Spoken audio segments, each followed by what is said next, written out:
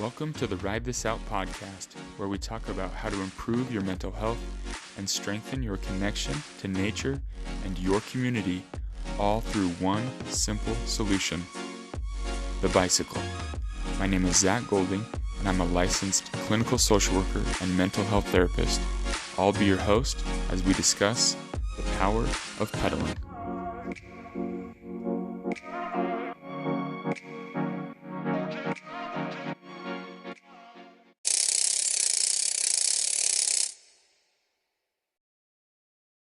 All right, I'm super excited to have today's guest on the show today. Through the power and the magic of the internet and technology, we're definitely making this happen. He's literally across the world from me right now, so I'm super happy to have David Folch on the show today. David, thank you for taking some time. Again, I appreciate it. I'm glad we were able to line this up, but just want to have you, introduce yourself, who you are, where you're from, what you do, and how you got into biking and why we're talking today. So go ahead. Hey, hi Zach. Thank you for having me on your podcast. I'm David Folch, and I'm the founder of DirtySixer Bikes, and I make big bicycles for the tallest riders using bigger wheel than the regular 29-inch wheels, which is 36 and 32. And it's been a little bit more than 10 years that I'm doing that, and it's been a pretty fun decade. Let's put it that way. So let me know what you want to know about DirtySixer. Yeah, so 36-inch wheels. This is, for us in America, that's 3 feet, right? Like that's a big wheel. How did the idea come to your mind? How did this all start? I've seen these bikes, on the internet and stuff. And I'm like, I got to learn more about these things. So yeah, how did the idea come up for this company, and how did you get it started? Well, it was actually by accident. I created the DirtySixer, and actually the name DirtySixer is coming from 36er because I'm French, and I was playing with the idea of creating a bigger bike. So it all started because I crashed on a regular bike when I was living in San Francisco, and I was riding a regular 29-inch bike. Well, not that regular. The bike was a double XL, triple XL frame, whatever, but it was quite unstable. And there was a bike I got pretty cheap, and I was playing with, and it got really unstable. I crashed. I broke my ankle in 2 parts. So after surgery and looking at designing myself a bike that would be safer and more stable for people like me, because I'm 6'6", I was thinking, like, why are we using those wheels that look so tiny under myself and that are unstable by conception, by the frame conception and the frame geometry. So not being an engineer, but being curious, back in the days I was a journalist, I started to just draw bigger wheels and bigger everything to make something proportionate to us taller riders. And that's how basically the idea started, from this accident, from this crash, breaking my ankle, and designing a bike with 36-inch wheels, because that was the biggest wheel that I could find. Back in the days, it was mostly used for unicycles. So thanks to the internet, again, a friend of mine back in France sent me a few pictures of bikes with 36-inch wheels, and they looked goofy. They looked. They were made for regular people. So when you put those big wheels for regular people, you end up having a smallish frame, and it looked goofy. But I was like, oh yeah, 36-inch wheels. Why not?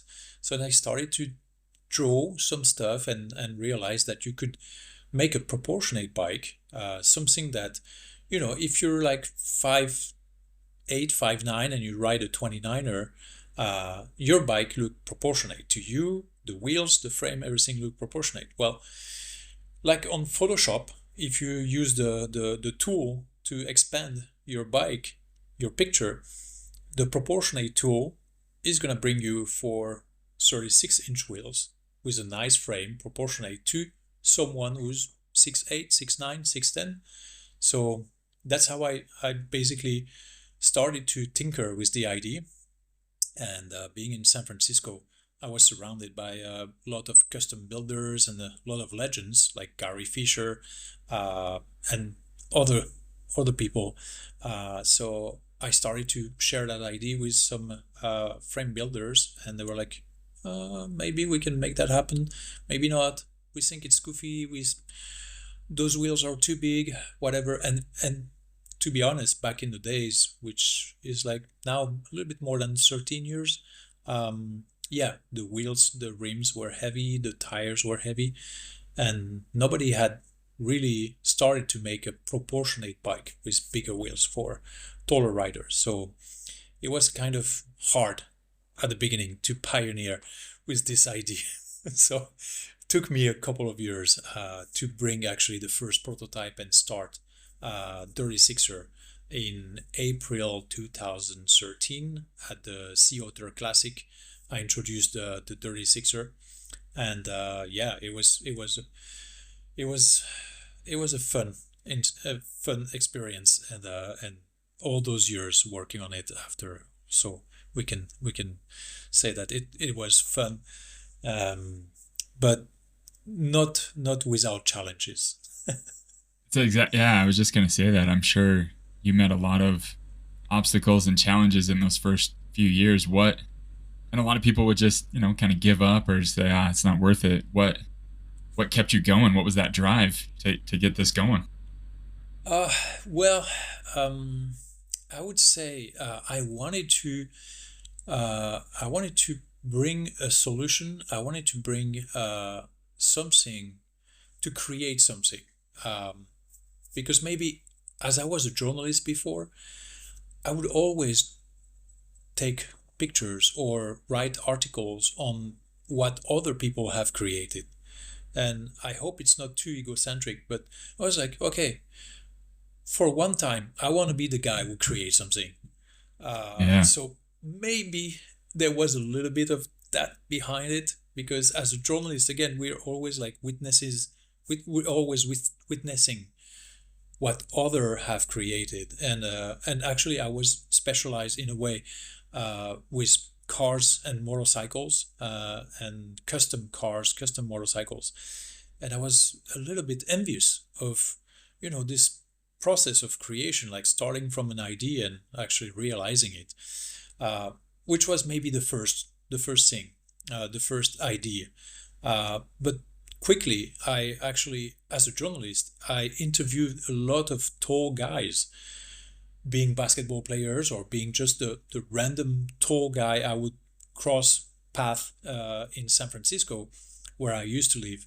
And all those guys, 6 foot 10, 7 foot tall guy, I would go up to them and I would say, "Hey, you're tall. What kind of bike you ride?" And 9 times out of 10, they were like, "Oh, I have a Schwinn 69 centimeter Panasonic 70 centimeter frame. They are all shit. I just broke my shoulder crashing, or I just..." And all the guys, all the tall guys, even the guys who replied to me, "I just got a custom titanium whatever made. But damn, that thing is so sketchy. I cannot bomb down the hill. The front wheel is wobbling. The brakes are too weak. It's not a good bike, and I paid that 8 grand." So after like maybe 10 or 20 guys that I talked to in San Francisco, I was like, I need to help those guys. Those guys need something better.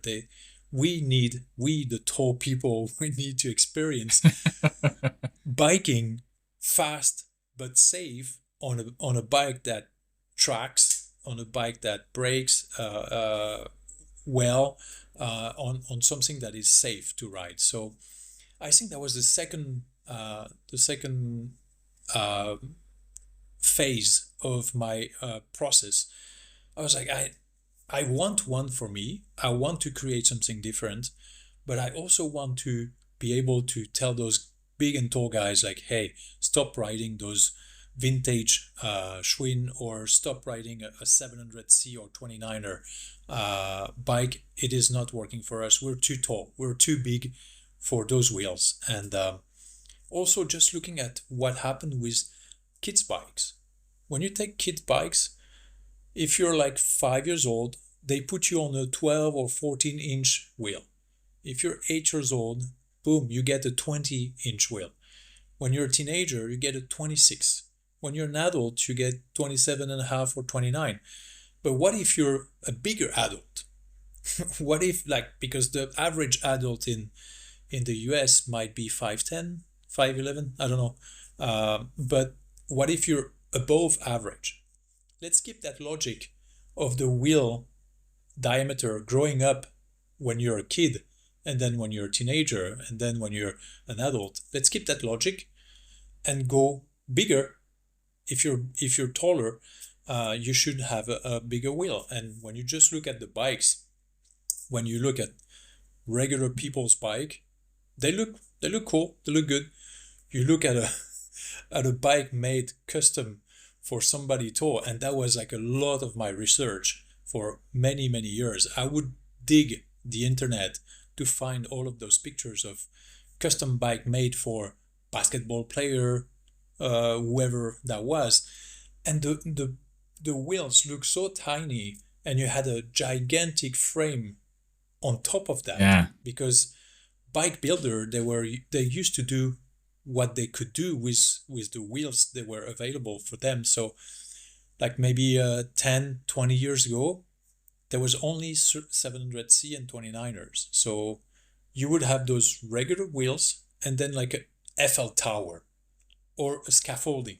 I used to use that expression, a scaffolding with two tiny wheels under. So my idea was to make something proportionate, and not to jump into too technical things. It resolved a lot of problems of handling and safety on the bike when you go with a bigger diameter wheel for people that are, again, at least taller than 6'6", 6'8", 436. But I'm actually introducing now a 32-inch wheel, which is going to be a really good wheel size for anyone around 6 feet up to 6'8". The 32 is closing the gap very well between 29 and 36. So yeah, basically that was the idea, resolving that problem, mainly for myself. But then again, when I realized that I wasn't so bad at 6'6". Sometimes I was Sure. like, oh, I'm only 6'6". So I thought I had a problem. But the more 7-footer guys that I met, they were trying to ride. And when I saw the despair, I saw the frustration in those bigger guys than myself, I was like, oh, I need to bring a solution for them. Yeah.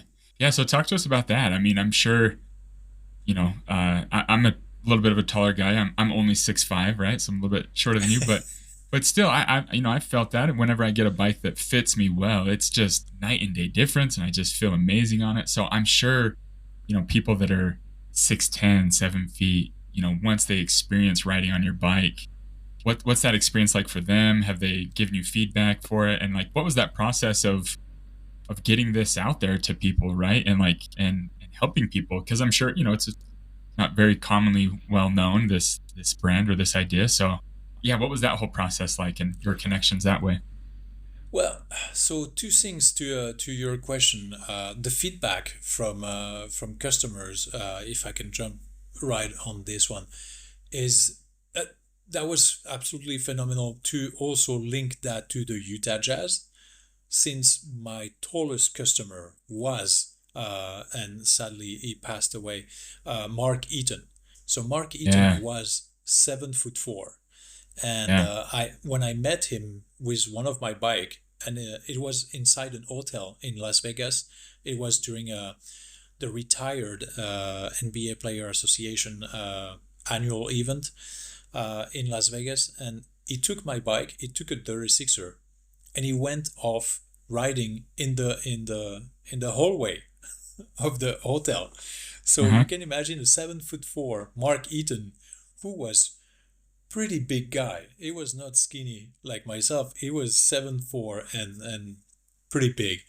Took the Yeah. DirtySixer and went off riding on I, it was red carpet, you know, this kind of Las Vegas Oh yeah. red mushy carpet with a lot of gold stuff on the walls. And I was looking at Mark Eaton with a big smile.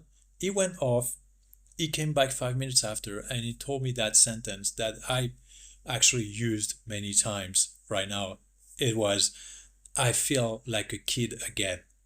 And that was absolutely phenomenal to hear from someone who's 7'4". Again, when I'm next to him, that I felt like a kid myself, because 6'6" next to 7'4". That was one of Yeah. the rare occasions when you really feel small. And he came back and he said, "Oh, I feel like a kid again." And the next sentence was, "Okay, how much?" So that was a Take my pretty money. easy. Yeah. Yeah, that was an easy sale. But yeah, Mark Eaton was a fantastic ambassador. He was absolutely phenomenal, and we miss him so much. Mark Eaton introduced me to the Utah Jazz and to Rudy Gobert, but that's maybe for later in the conversation.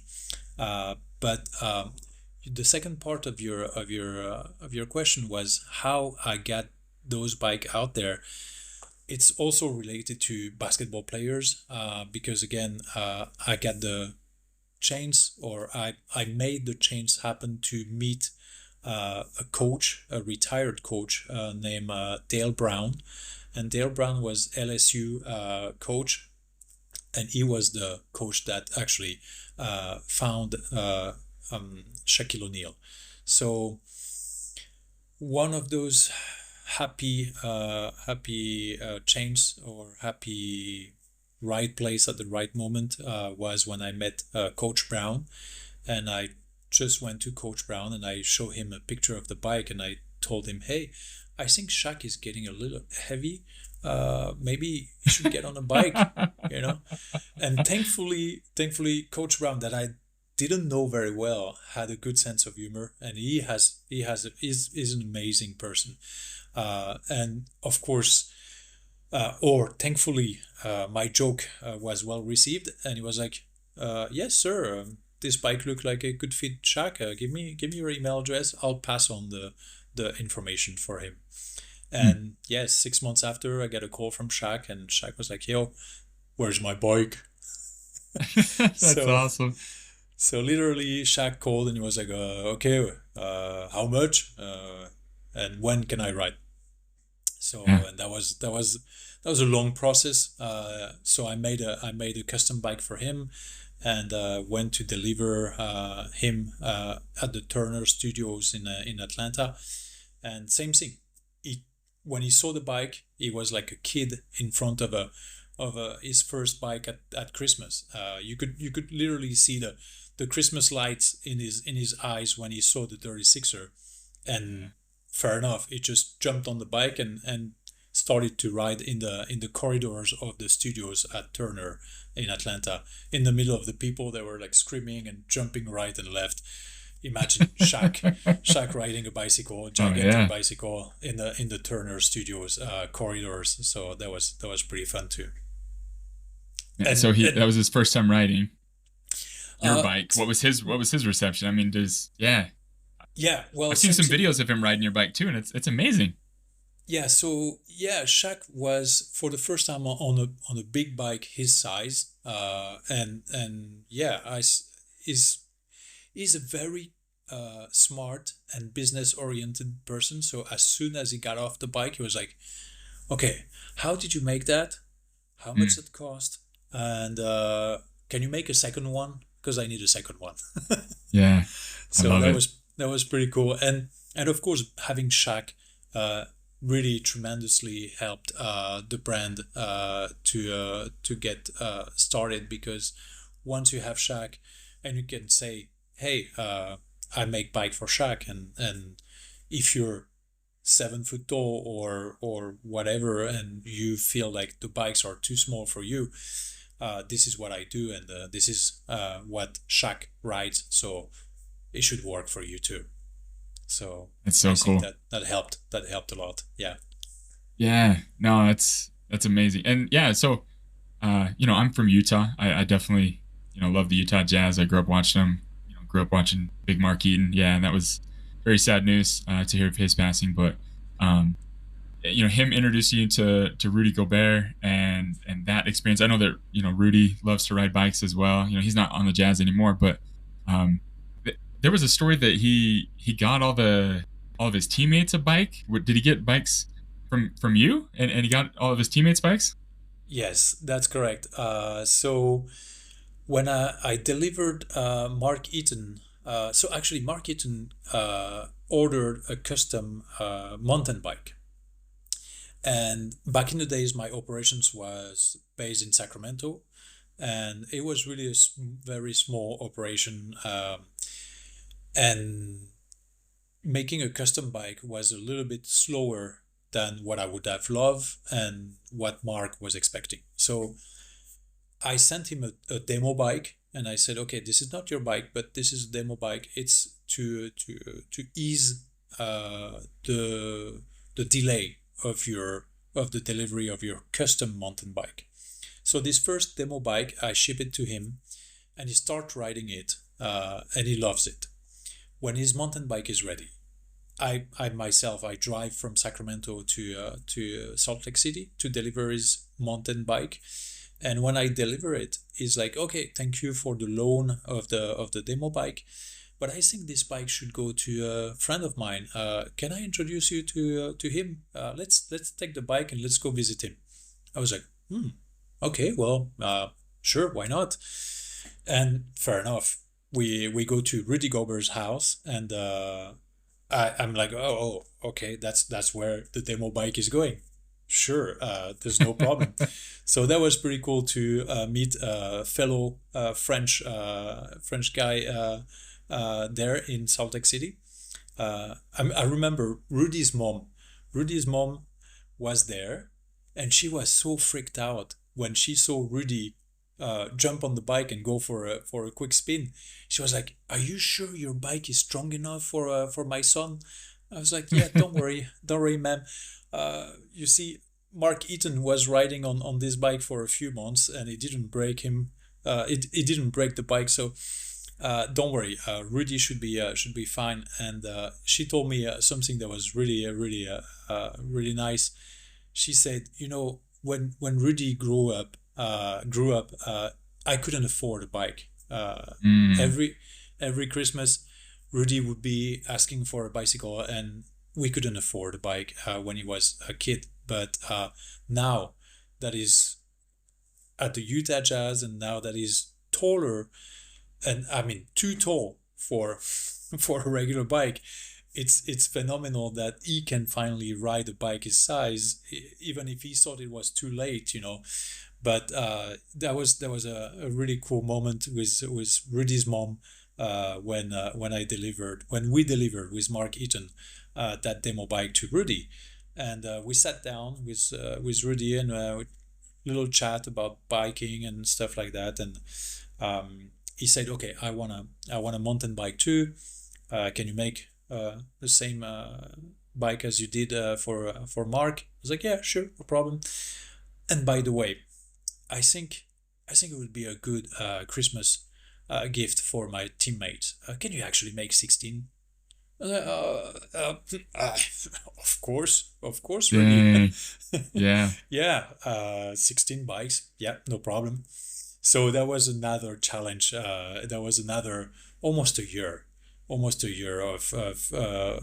working with Rudy and selecting the colors, selecting the frame size, because of course all of his teammates were, from point guards to center like him, you don't get the same frame size, even if the big wheels are the same, which is not the case anymore, because now like I said, I do the 32-inch wheel, which is mostly now what I call the point guards for basketball player, but not for the centers. The centers Sure.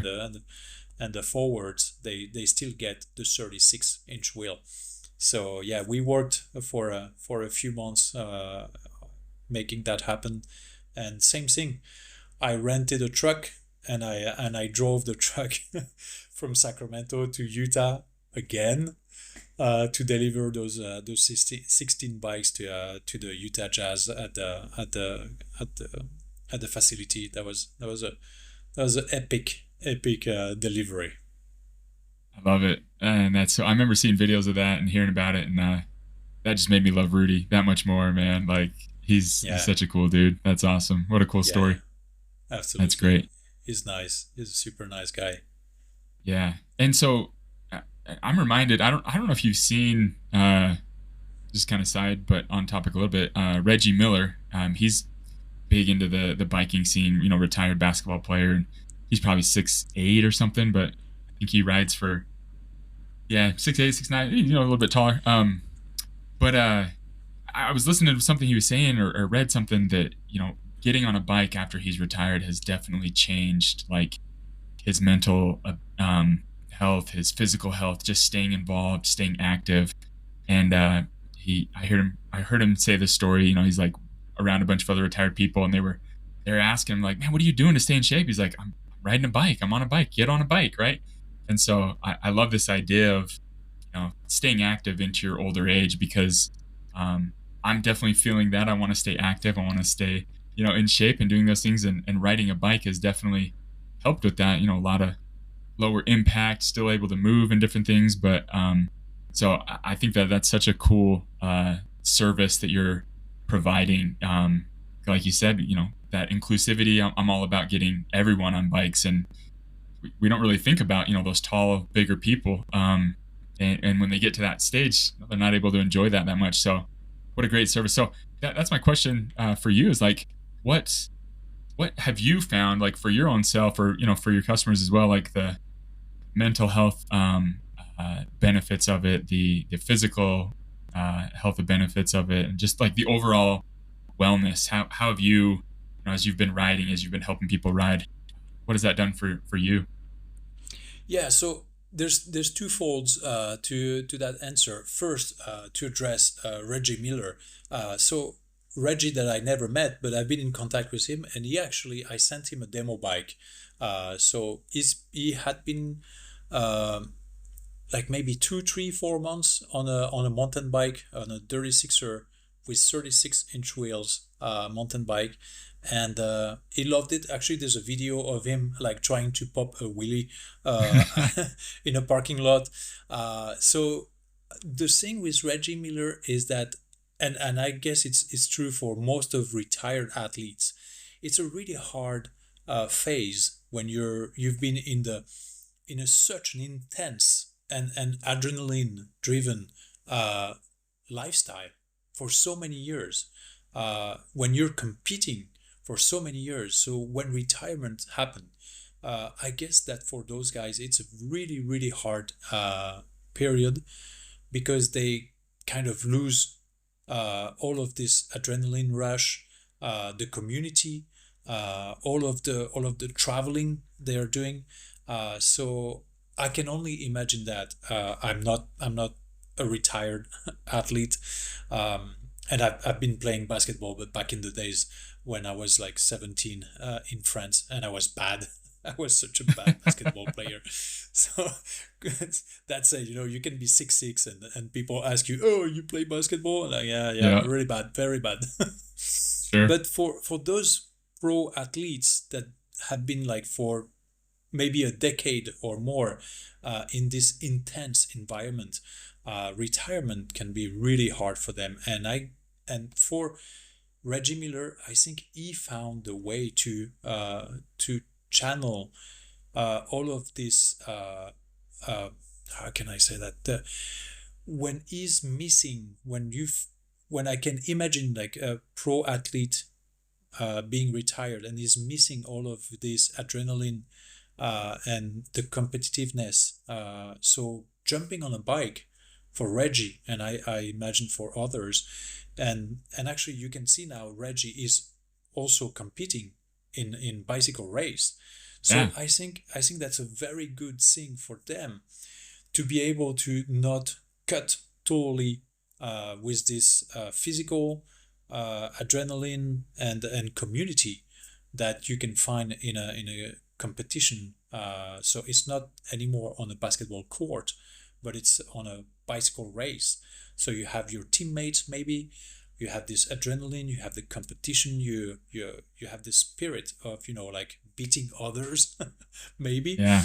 So that was an important thing for Reggie. And I remember back in the days when I loaned him the 36er bike with 36-inch wheels, and it was a very early prototype. At the end of the loan, he was like, "Oh yeah, it was cool. It's a fun bike, but it's too heavy. I'm a racer.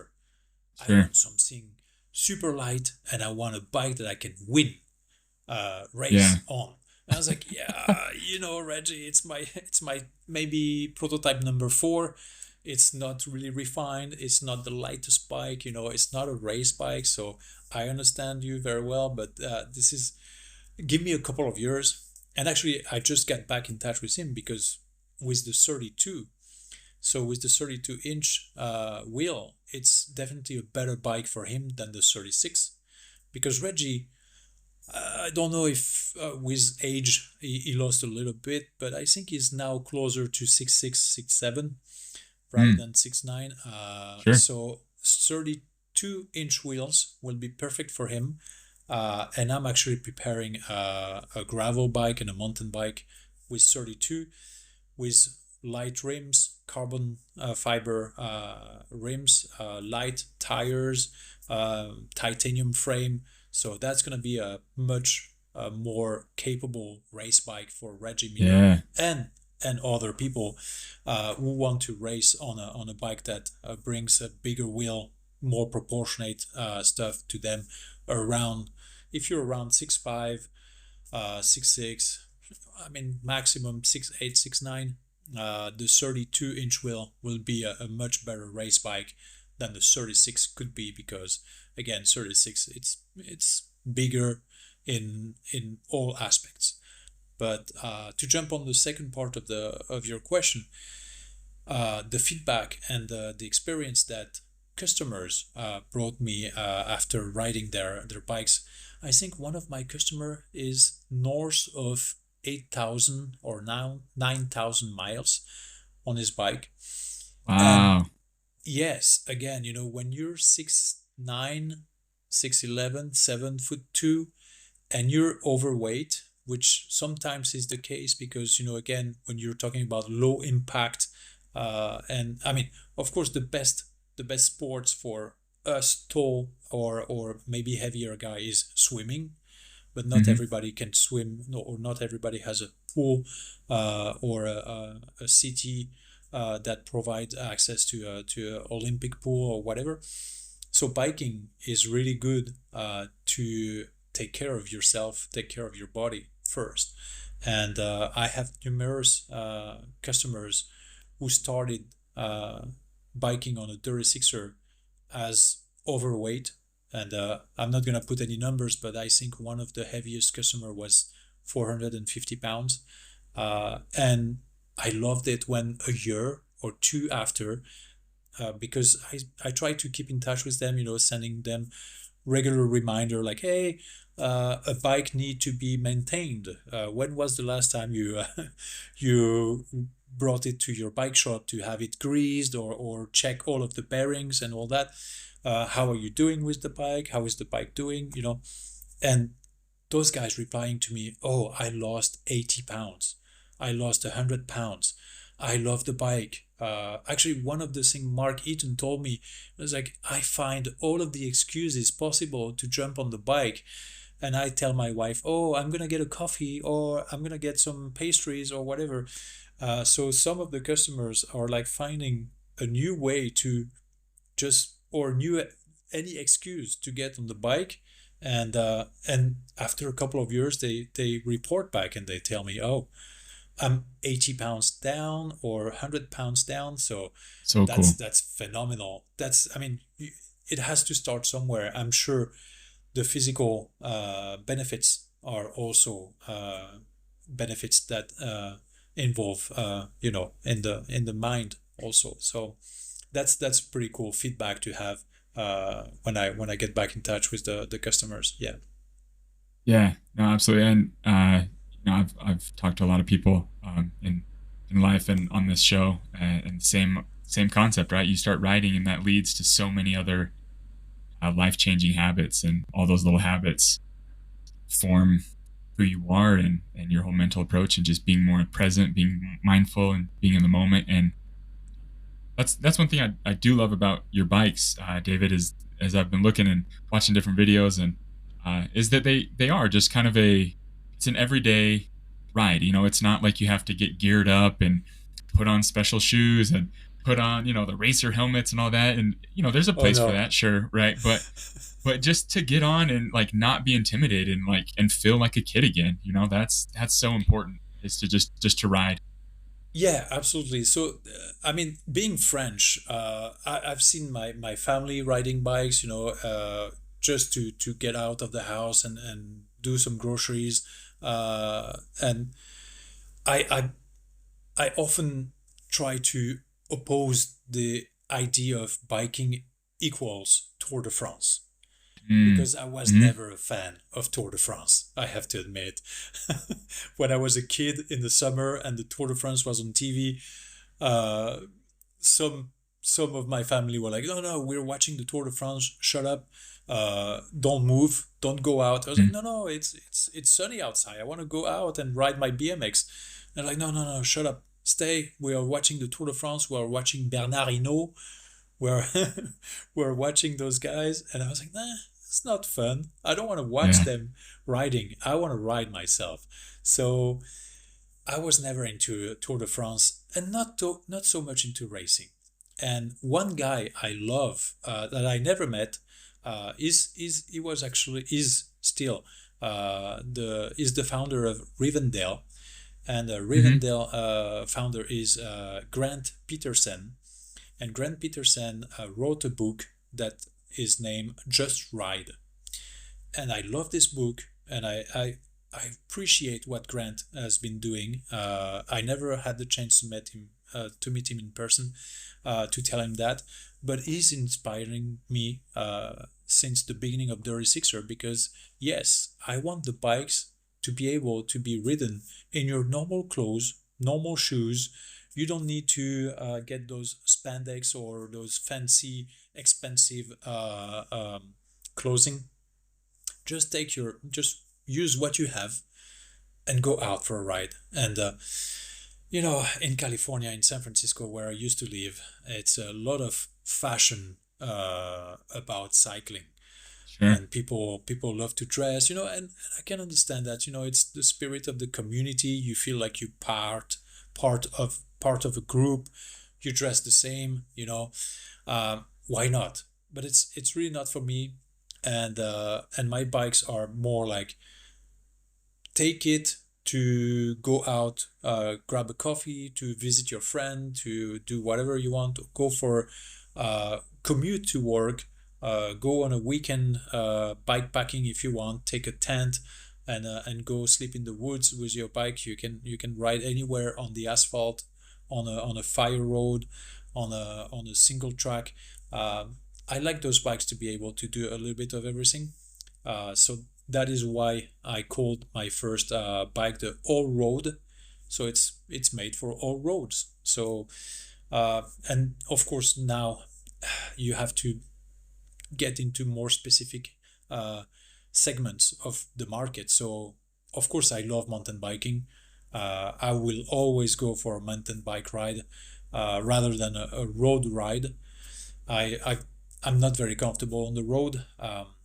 I love mountain biking, so that's why I'm really getting serious in developing the mountain bikes. But gravel bikes are now like just a road bike with bigger tires. So cool, you can go more on fire roads and stuff like that. So why not? But the idea is a bike should be able to do almost everything, except of course if it's a mountain bike or a downhill bike. So of course you're not gonna go grab a coffee with your downhill bike. I mean, you can, but it's not Yeah, gonna I've be seen that. people do it around here in Utah. Yeah, I've seen people do it. Yeah, yeah, of uh, course in but Utah. yeah, Yeah, yeah, but I definitely. hear you, and I'm 100% with you. In fact, I have a copy of Just Ride right here. Oh, cool. Grant Peterson. Yeah, That book is my Bible. I love it. yeah, It actually it's so real, and it just speaks to just that nature of, yeah, just get on and ride. It doesn't matter. You don't have to worry. Don't be intimidated by stuff. And so I love that philosophy. It Yep. does so much good for the biking community, and just to get people back out on it again. Yeah, it's a fantastic book. Yep. And so I mean, you mentioned, gravel bikes. I looked at your website. Some stuff kind of in the works with the 32. That's kind of the last question I wanted to ask you. What are some of the goals? What are some of the things you're hoping to bring on, or just what does the next decade bring for Dirty Sixer? The next decade, I don't know, but you know, so I moved operations to Taiwan. Like I said, I started making my small batch, very limited production bikes in Sacramento. With I love to name the people that helped me bringing those bikes, and the company that used to make my bikes in Sacramento is named Ventana. So Mm. Ventana mountain bikes, they've been making their own mountain bikes and tandems for many years. I would like to say 20, more than 20 years. And they also make frames for a lot of different small brands like mine. And Ventana in Sacramento was fantastic. They helped me tremendously get those bike dialed and do the first productions. But of course, at some point, I had to move operation, and I moved out of California too. So Taiwan is really a really nice place, really interesting, elaborate place to make bicycles. And I'm not the first one. I'm not the only one doing that. Trek Specialized, you name it. Like, Sure. and Grant. To, to name Grant Peterson again, the Rivendales. I started to use the same agent in Taiwan as Grant, but we didn't continue to work together. But at the beginning, when I was trying to make my bikes in Taiwan, it was with the same agent as Grant Peterson for the Rivendales. So making the all road in Taiwan was a good step forward. Now I'm making an e-bike. So the good thing about e-bikes is that it brings more people. Of Yeah, course, absolutely.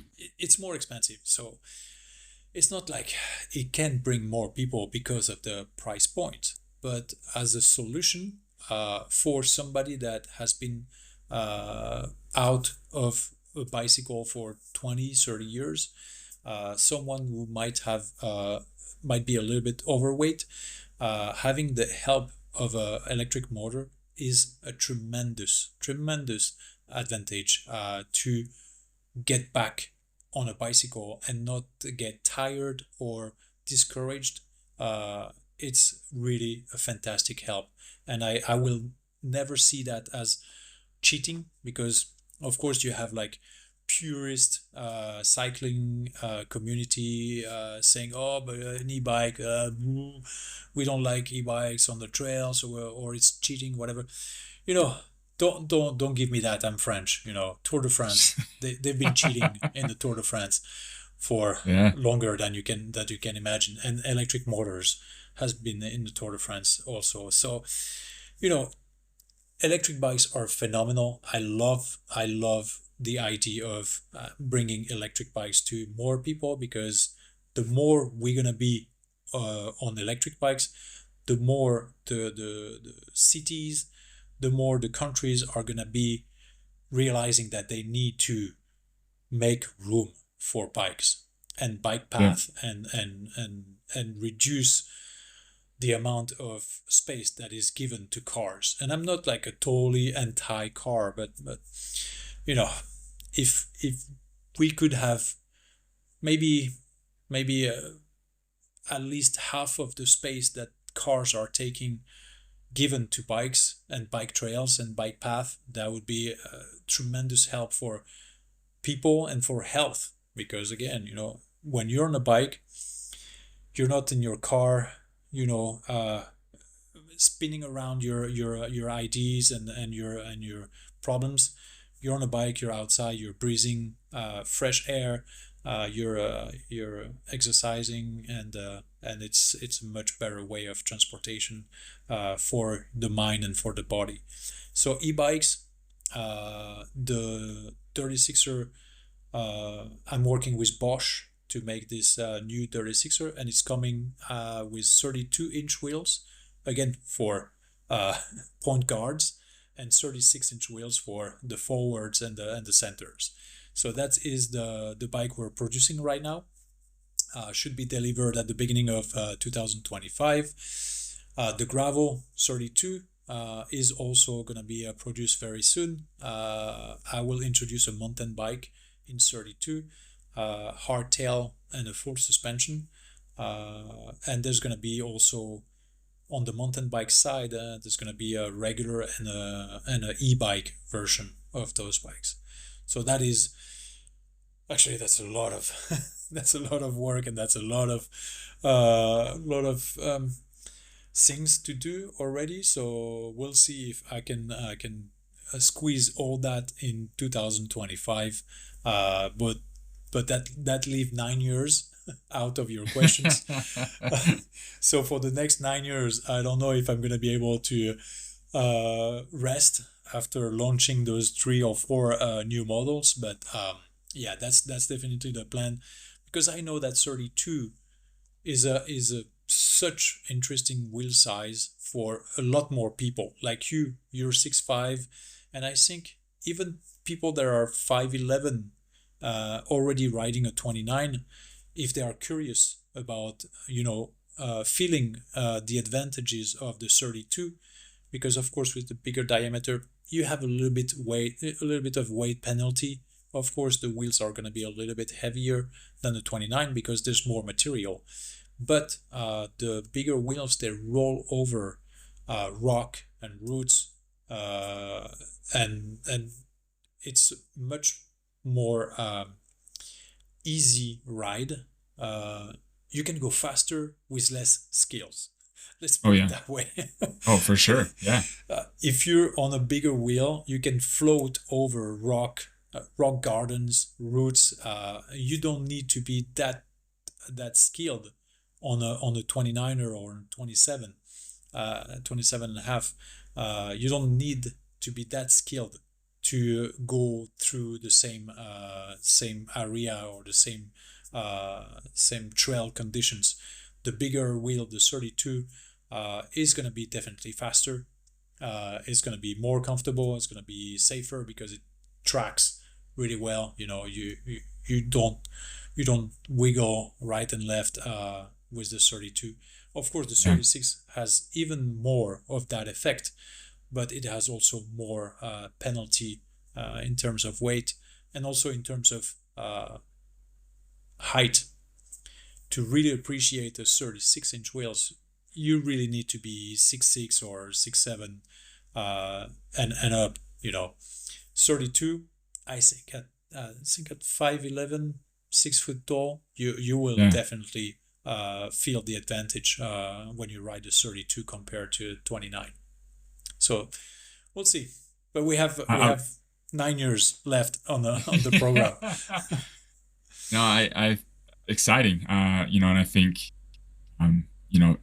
you being able to adapt and change and introducing the 32 model, I think that's brilliant. I think that really opens up a lot more customers, a lot more accessibility, a lot more people to this idea. So, if people want to find you, if they want to order a bike from you, what's the process? How do they find you? What's your information, David?